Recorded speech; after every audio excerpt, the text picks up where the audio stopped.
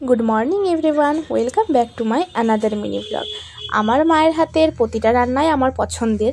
তার মধ্যে আজকে দুটো মা বানিয়েছিল।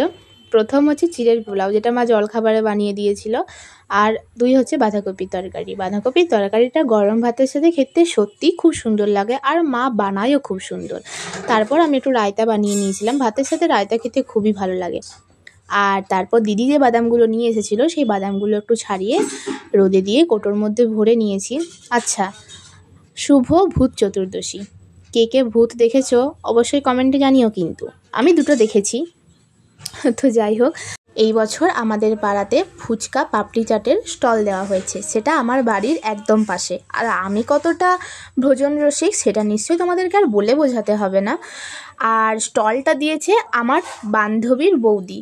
এত দারুণ বানিয়েছিল পাপড়ি চাটটা, খেতে সত্যি খুবই সুন্দর হয়েছিল। আমি তো বৌদিকে ইয়ার্কি করে বলছিলাম যে বৌদি, প্রতিদিন কিন্তু ফার্স্ট আমি উদ্বোধনটা করব, আমাকে দিয়েই শুরু হবে।